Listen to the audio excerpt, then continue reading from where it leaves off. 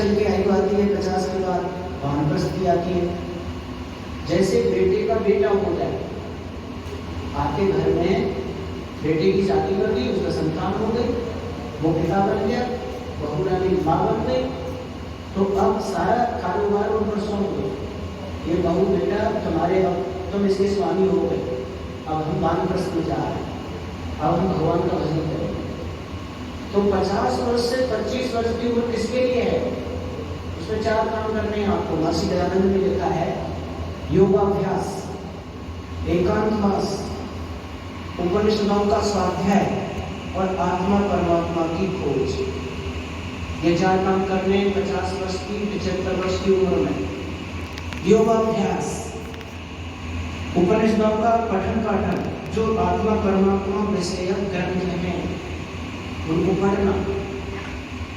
दूसरा, हमें एकांतवास करना, भीड़ में नहीं रहना, थोड़ा भीड़ से अलग होना, कहीं भी अपने घर में करना, नहीं तो वन में बसना होता है। सीधी सी बात तो यह है, वन में बसना चाहिए।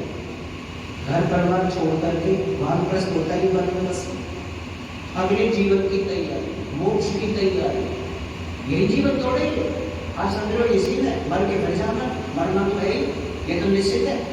अब मर के गति कहाँ होगी उसके लिए तो इंतजाम करना है भाई। मर के घाटे का सौदा करके तो नहीं जा रहे थे, कहीं यहाँ से भी घाटे की जिंदगी में जा रहे हो, ऐसा तो इलाज कुछ करना ढूंढना पड़ेगा। तो उसके लिए क्या करना है? एकांतवास, माता बहनों को भी, पुरुषों को भी। इसीलिए घर में 2 पिता नहीं रहने चाहिए, 2 माँ नहीं रहनी चाहिए, एक माता पिता को घर छोड़ देना चाहिए। और ये 4 काम करने की ये उम्र होती है। अगर आप सफल जीवन चाहते हो, वास्तव में इस जीवन से हम सफल हुए, मनुष्य पाना हमारा धन्य हुआ, तो ये काम इस उम्र में करना होगा। जब 75 वर्ष तक आपने योगाभ्यास कर लिया, एकांतवास से अपने काम को, लोग राग द्वेष बंद कर लीजिए, खत्म कर दिए, समाप्त कर दिए, अंतःकरण को शुद्ध कर दिया, उपनिषद आदि पढ़ने से और भगवान का आत्मा परमात्मा को खोजने से आपने ये जान लिया, तो फिर संन्यास ले सकते। संन्यास सबको नहीं लेना। संन्यास उसी को लेना है जो तीनों ऐश्वर्यों से मुक्त हो गया हो, ब्रह्म साक्षात्कार हो गया हो, अंतःकरण बिल्कुल शुद्ध हो गया हो, न किसी से राग, न किसी से द्वेष, कोई अपना नहीं, कोई पराया। सबसे बराबर प्रेम, कोई मेरा अपना नहीं होता, उसमें कोई पराया नहीं होता, हर जीव एक जैसा होता है। हर जीव में एक जीव देखता है, हर जीव में ईश्वर को देखता है। स्त्री नहीं रहती उसके दिमाग में, पुरुष नहीं रहता, सब में आत्मा देखता है, सब में ब्रह्म को देखता है। किसी से अधिक आकर्षण नहीं होता, किसी से विकर्षण नहीं होता है, सब सहज हो जाता है, सामान्य हो जाता है। उसको फिर संन्यास लेना चाहिए, फिर उसको उपदेश आदि करके कहीं विचरण कर सकता है, जिज्ञासुओं को अच्छी शिक्षाएं दे सकता है, वो अपना जीवन धन्य कर लेता है।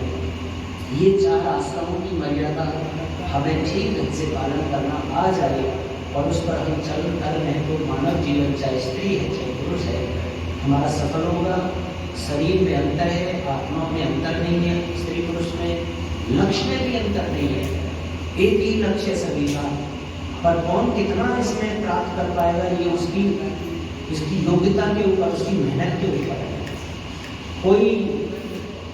कोई दौड़ हल्की लगा रहा है तो देर में पहुंचेगा, कोई मध्यम गति से लगा रहा है तो मध्यम गति से पहुंचेगा, कोई तीव्र गति से दौड़ लगा रहा है तो जल्दी पहुंच जाएगा। कोई इसी जीवन मुक्ति का उपाय कर लेगा, कोई 2-4 जन्म में करेगा, कोई करोड़ों जन्म में भी नहीं कर सकता, तो उसके दिमाग में तो है ही नहीं। इसलिए हमें अपने जीवन को धन्य करने के लिए इस आश्रम व्यवस्था को वेद आदि शास्त्रों से समझना चाहिए। भगवान करे ये सब विद्या हमारे पास आए। इन बातों के साथ धन्यवाद। ओम शम। अब शांति पाठ है।